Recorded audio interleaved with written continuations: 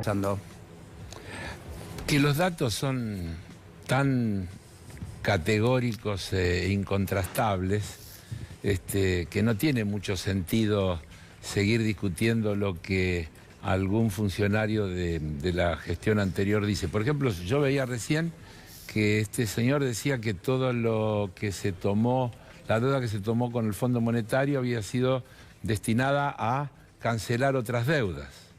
Si eso hubiera sido cierto, habría que explicar cómo entonces aumentó la deuda, porque cuando uno usa una deuda para pagar otra, el stock no aumenta, el stock se mantiene quieto. Y la realidad es que el stock de deuda creció muchísimo. Por lo tanto, no es así. Al mismo tiempo, uno podría decir, si no hubieran entrado esos créditos, no hubiera habido dólares disponibles para que se puedan fugar. Yo no digo que entraron para que se fugue, pero la existencia de esos dólares financieros que entraron al sistema permitían, en un sistema absolutamente desregulado, donde el que quería y tenía la plata iba a un banco, compraba la cantidad de dólares que quería sin ningún tipo de limitación y la transfería al lugar que se le daba la gana sin ningún tipo de limitación, la existencia de esos dólares no hay duda que facilitó o fue un canal o un camino para que se generara esa fuga que en los 4 años de Macri creo que es algo así como 88.000 millones de dólares. Es decir, esos 88.000 millones de dólares de algún lado salieron. Habría que decir de paso que está claro que en la Argentina no hay, que yo sepa, imprentas que fabriquen dólares.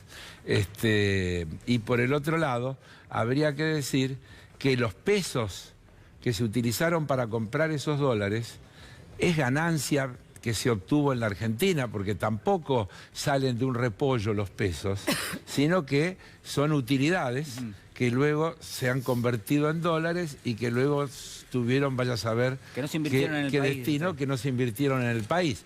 Vivimos hablando de la necesidad de inversiones y a uno se le ocurre decir, pero si solo lográramos que lo que se produce en la Argentina quedara en el país, por lo menos en una alta proporción, seguramente que tendríamos un flujo de inversiones más que atractivo.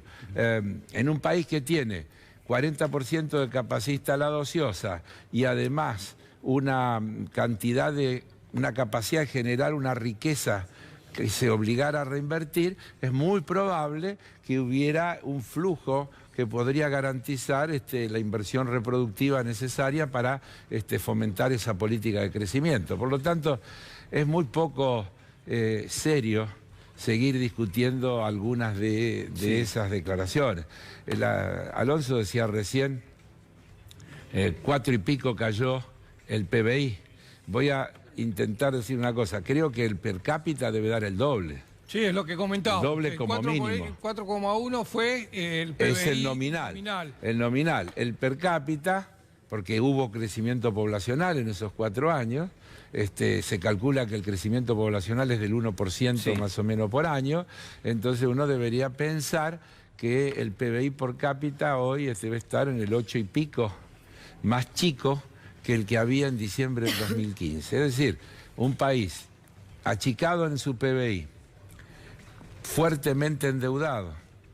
Duhovne, en el famoso folleto en el que salía del bono a 100 años, mostraba entre las virtudes que teníamos deuda pública en dólares equivalente a algo así como el 13% del PBI, es un dato que daba Duhovne.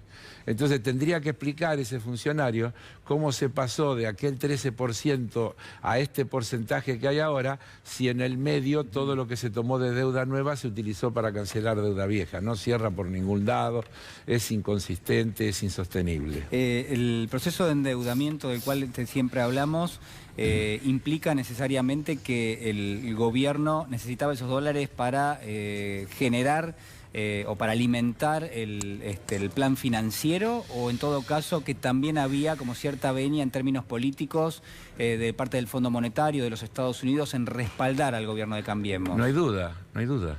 Y creo que eso sigue poniendo en el tapete la corresponsabilidad. Pero el Fondo Monetario, diputado Heller, dijo esta semana, Sí. bueno, la deuda es insostenible. Así es. Pero no hay una contradicción en eso. No, si vos lees todo el comunicado, primero dice que en julio dijeron que era sostenible pero con muy pocas probabilidades. Que yo no sé qué quiere decir. Cuando vos decís es sustentable pero con pocas probabilidades, estáis diciendo algo Sí. medio amañado. Un eufemismo. Casi. Medio eufemístico. Sí. Pero lo cierto es que el fondo que facilitó ese endeudamiento, porque piensen que la Argentina recibió 44.000 millones de dólares en un periodo cortísimo, Sí. en un año, de mayo del 2018 a julio del 2019, entró toda esa plata. Es aceleradísimo. ¿Dónde está? Además, ¿cómo se puede tomar esa magnitud, esa cantidad de deuda y a la vez comprometerse a devolverla de la manera que está comprometido? Y el acreedor no tiene responsabilidad cuando firma un contrato de esa manera. ¿Algún técnico realmente del fondo podría creer que Argentina era capaz de generar esos recursos? El fondo también en este documento del otro día dice que el ajuste que habría que hacer para que fuera sostenible la deuda es de tal magnitud que es económica y políticamente inviable. ¿Qué quiere decir que es políticamente inviable? Quiere decir que ese ajuste podría tener consecuencias como lo que pasa en Chile o como lo que pasa en tantos lados, que iba a tener una repercusión social de tal magnitud que termina en un estallido. Es decir, es insustentable por todos lados lo que se vino haciendo durante la gestión anterior. Es saludable que el Fondo Monetario hoy diga lo que está diciendo. A mi juicio no elimina la responsabilidad del Fondo Monetario en todo lo que sucedió para llegar a esta situación, pero por otro lado, yo diría en buena hora, y a partir de aquí, esa corresponsabilidad tampoco puede terminar en un consejo de que hay que reducir sustancialmente o significativamente la acreencia de los privados. Que está bien, es cierto, pero ¿y el fondo qué? ¿Nos vamos a amparar en ese supuesto impedimento estatutario? Si ese impedimento estatutario hubiera impedido que se le preste a la Argentina lo que se le prestó. Es decir, si somos tan amantes de los estatutos, Argentina no se pudo haber endeudado como se endeudó. Y si se endeudó como se endeudó, pareciera que hay maneras de que los estatutos no se cumplan tan al pie de la letra. Claro, y ahora el fondo, en esta negociación que el gobierno nacional está teniendo, tiene que hacer su aporte también para que toda la deuda sea sostenible. No solo la de los acreedores privados, sino también por su magnitud la deuda con el Fondo Monetario Internacional. Diputado, muchas gracias.